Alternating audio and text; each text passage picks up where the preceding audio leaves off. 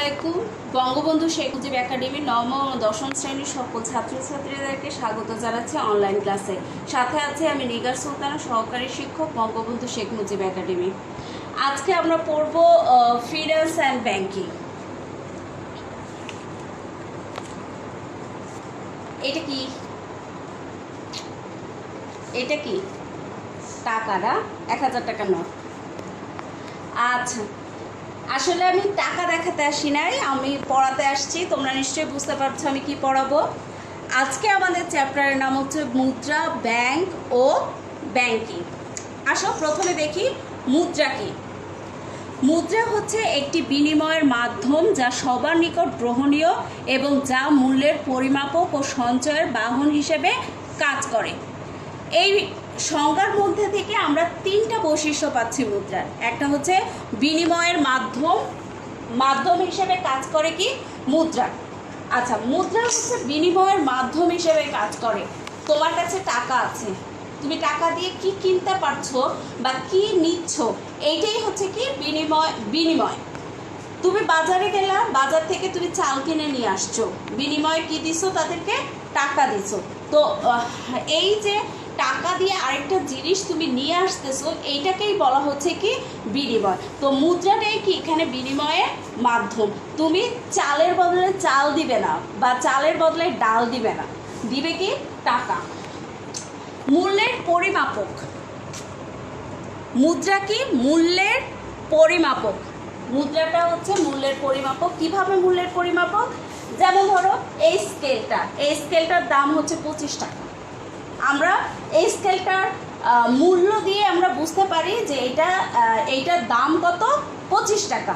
যেমন এই বোর্ডটার দাম 100 টাকা। এরকমভাবে আমরা বলতে পারি বিভিন্ন জিনিসের দাম আমরা নির্ধারণ করতে পারি কিসের মাধ্যমে? মূল্যের মাধ্যমে। তাহলে আমরা কি বলতে পারছি? মুদ্রা হচ্ছে মূল্যের পরিমাপক। আসো, তারপরে হচ্ছে কি সঞ্চয়ের বাহন। সারা বছর ধরে চাল খাইছো, চাল উৎপাদন করছিল, তোমার বাবা খেতে চাল লাগাইছে, ধান লাগাইছে, লাগানোর পরে সেই ধান থেকে শুরু করবো। আচ্ছা, তোমার বাবা খেতে ধান লাগিয়েছে, লাগানোর পরে ধান থেকে তোমরা সারা বছর ধরে ধান থেকে যে চাল পাইছো সেই চালটা সারা বছর খাইছো। খাওয়ার পর দেখা গেছে বছরের শেষে তোমাদের কাছে একটা বড় অ্যামাউন্টের চাল রয়ে গেছে, ধরো 5-6 বস্তা চাল রয়ে গেছে। এখন চালটা তোমরা বাবা চাচ্ছে যে ভবিষ্যতে আমার যদি কাজে লাগে সেই জন্য আমি কিছু জমায় রাখবো। তো তুমি কি তোমার বাবা কি চালটা জমায় রাখতে পারবে? কতদিন পারবে? 1 বছর সর্বোচ্চ। তারপরে দেখা যাবে চালটা নষ্ট হয়ে যাবে বা অন্য কোনো সমস্যা হতে পারে। তো আমরা কি কোনো পচনশীল দ্রব্য বা কোনো দ্রব্যই আমরা জমায় রাখতে পারি না, সঞ্চয় করতে পারি না। তাহলে আমরা সঞ্চয় করতে পারি কি মুদ্রা। তাই জন্য কি মুদ্রাকে বলা হয় সঞ্চয়ের বাহন। মুদ্রা ও তার ইতিহাস। মুদ্রা ও তার ইতিহাসটা একটা মজার একটা ইতিহাস, অনেক পুরনো ইতিহাস। এটা মানে অনেক মজারই একটা ইতিহাস। আসলে দেখি আমরা মুদ্রার ইতিহাস কিভাবে শুরু হয়েছিল। মুদ্রার ইতিহাস শুরু হয়েছিল দ্রব্য বিনিময় প্রথার মাধ্যমে। প্রাচীন যুগে মানুষ গুহায় বাস করত। তখন তারা ঠিক প্রথম দিকের মানুষ, তাদের চাহিদা কম ছিল, তাদের টাকা পয়সা, তারা টাকা চিনত না। তো তারা কি করত? শুধু তাদের নিজেদের প্রয়োজন মেটানোর জন্য পণ্য উৎপাদন করত। তারা জানতো না যে বাজারে যে পণ্য বিক্রি করতে হয় বা অন্য মানুষকে নিজের পণ্য অন্য মানুষকেও দেয়া যায় নিজের চাহিদা মেটানোর পরেও। তো যখন তারা প্রথমে নিজেদের চাহিদা মেটানোর জন্য পণ্য উৎপাদন করতে থাকলো, প্রথম যখন ধরো একজন মানুষ পণ্য উৎপাদন করলো, যারা চাল উৎপাদন করছে, তো সে চাল খাওয়ার পরে তার কাছে চাল বেশি রয়ে গেছে।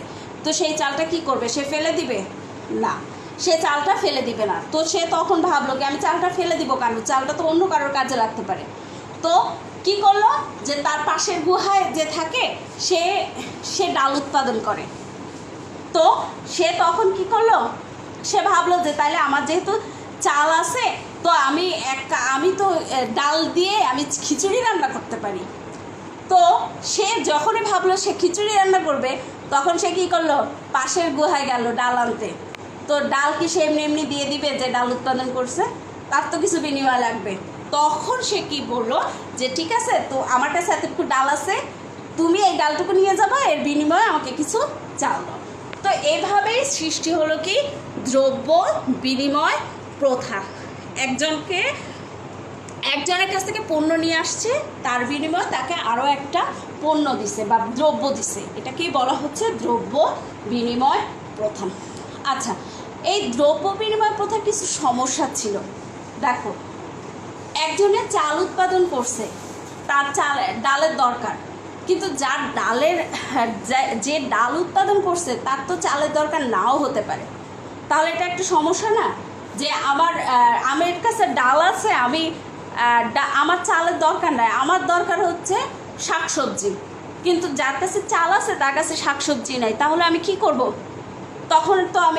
তখনও তো আমাকে কি শাকসবজি নিতে হবে, বা যার কাছে চাল আছে তার তো ডাল নিতে হবে।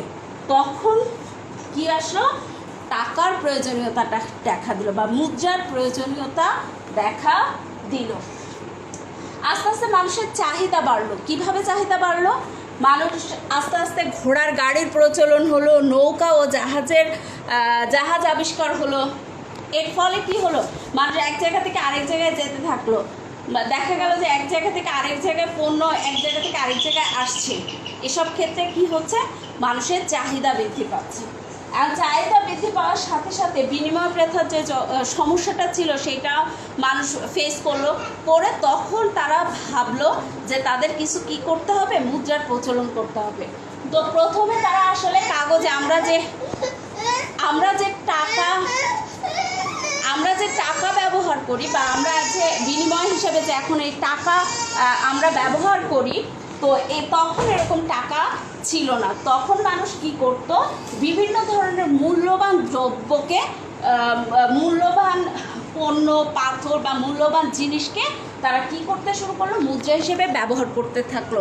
যেমন বিনিময়ের মাধ্যম মুদ্রা হিসেবে বিভিন্ন সময় কড়ি, হাঙরের দাঁত, হাতির দাঁত, পাথর, ঝিনুক, পোড়ামাটি, তামা, রূপা ও সোনার ব্যবহার শুরু হয়।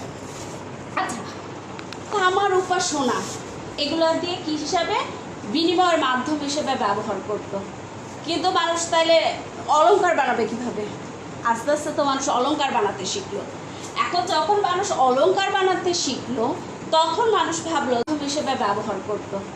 কিন্তু মানুষ তাইলে অলংকার বানাবে কিভাবে? আস্তে আস্তে তো মানুষ অলংকার বানাতে শিখলো। এখন যখন মানুষ অলংকার বানাতে শিখলো, তখন মানুষ ভাবলো যে অলংকার বানাতে গেলে তো তাইলে আমি আর মুদ্রা বানাতে পারছি না। তো তখন একটা সমস্যার সৃষ্টি হলো যে অলংকার বানাতে গেলে সে মুদ্রা বানাতে পারছে না, বা জিনিসের বিনিময়ে সে করতে পারছে না। তারপরে এটার একটা বহনযোগ্যতা ছিল, যেমন পাথর, তারপর কড়ি, হাঙরের দাঁত, এগুলো তো একটু ভারী টাইপের জিনিস না, তো এইগুলো তো বহন করা কষ্ট ছিল। তো যার কারণে মানুষ তখন ভাবলো যে কাগজি মুদ্রার প্রচলন করতে হবে। তো এইটা মুদ্রার প্রচলন হয় ঊনবিংশ শতাব্দীতে, কাগজি মুদ্রার প্রচলন শুরু হয়। এই যে মানুষের বিভিন্ন মূল্যবান জিনিসের ব্যবহারে যে সমস্যাটা, সেই সমস্যাটা দূর করার জন্যই কি হয়? কাগজি মুদ্রার প্রচলন হয়।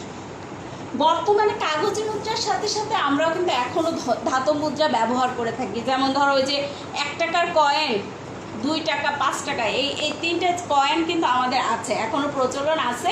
তবে আস্তে আস্তে এই প্রচলনটা, মানে এর ব্যবহারটা কমে যাচ্ছে। আসো, এরপরে যেটা আছে মুদ্রা ও ব্যাংকের মধ্যে সম্পর্ক। মুদ্রাকে বলা হয় ব্যাংক ব্যবস্থার জননী। মুদ্রাকে কি বলা হয়? ব্যাংক ব্যবস্থার জননী। আসলে কেন বলা হচ্ছে মুদ্রাকে ব্যাংক ব্যবস্থার জননী, আমরা দেখি। প্রথমে যখন কাগজি মুদ্রার প্রচলন হলো, তখন মুদ্রার প্রচলন হওয়ার পরে মানুষের কাছে তো মুদ্রা বিনিময় করে মানুষের কাছে টাকা জমে যাচ্ছিল। এখন টাকা জমে গেলে টাকা নিজের কাছে রাখা তো সমস্যা, চোর ডাকাতের ভয় থাকে, তারপরে আরও অনেক সমস্যাই হতে পারে, হারায় যাওয়ার ভয় থাকে, নষ্ট হয়ে যাওয়ার ভয় থাকে। তো আগে মানুষ কি করতো?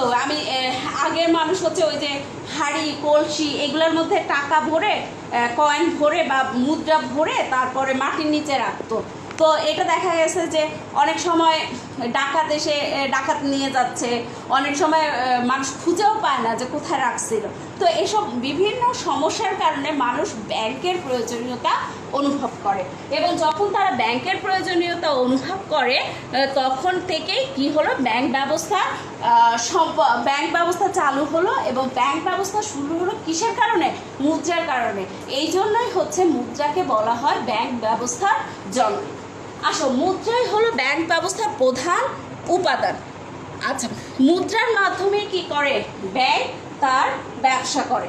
অর্থের মাধ্যমে ব্যাংক মানুষের হাতে থাকা অতিরিক্ত অর্থ আমানত হিসেবে গ্রহণ করে।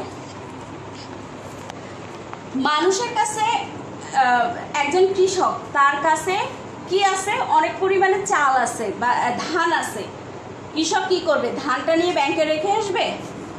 এটা নিশ্চয়ই সম্ভব না। ব্যাংক নিশ্চয়ই ধান রাখবে না, না, ব্যাংক রাখবে কি? টাকা। তো কৃষক কি করবে? ওই ধানটাকে বিক্রি করে দিয়ে যে টাকা পাবে সেই টাকা হচ্ছে সে ব্যাংকে নিয়ে রেখে আসবে। তো এইভাবে কি হলো, অর্থের মাধ্যমে মানুষের হাতে যে সঞ্চয়কৃত টাকা থাকে সেইটা ব্যাংক কি করে? আমানত হিসেবে নিজের কাছে জমা রাখে। জমা রাখার মাধ্যমে ব্যাংক গ্রাহককে বিভিন্ন ধরনের সুবিধা প্রদান করে থাকে। আচ্ছা, ব্যাংকে বলা হয় হচ্ছে ধার করা অর্থের ধারক। কেন বলা হচ্ছে? দেখো, ব্যাংকে বলা হয় ধার করা অর্থের ধারক, মানে হচ্ছে ব্যাংকের কোনো টাকা পয়সা নাই, ব্যাংকের নিজেরও কোনো টাকা পয়সা নেই। ব্যাংক কী করবে? আমার কাছ থেকে টাকা নিবে, আমি গ্রাহক, আমার কাছ থেকে টাকা নিবে। ব্যাংক টাকা নেওয়ার সময় আমাকে বলবে আমি তোমাকে 5% সুদ দিব। তারপরে ওই ব্যাংক কী করবে? আমার কাছ থেকে যে 10 টাকা নিল সেই 10 টাকাটা আরেকজনকে ধার দিল, বললো যে তুমি 10 টাকা নাও, আমাকে 15% সুদ দিতে হবে। ব্যাংক যাকে ধার দিল সে 15% দিল, সেই 15% থেকে আমাকে কত পার্সেন্ট দিল? 5%। তাহলে আমাকে দিছে 5%, ব্যাংকের লাভ হয়েছে কত? 10%। এইটাই হচ্ছে ব্যাংকের লাভ। আচ্ছা, আজকে এই পর্যন্তই। এই চ্যাপ্টারের বাকি অংশটুকু আমরা পরবর্তী ক্লাসে পড়ব। আর আশা করি এই চ্যাপ্টারে যতটুকু আমরা পড়িয়েছি এটা বুঝতে পেরেছো এবং বাসায় বসে নিয়মিত পড়াশোনা অনুশীলন করো। আশা করা যায় সামনে আমাদের যে দুরবস্থা চলছে এটা আল্লাহ ভালো করে দিবেন, আমরা আবার সুস্থ পৃথিবীতে ফিরে আসবো। সুস্থ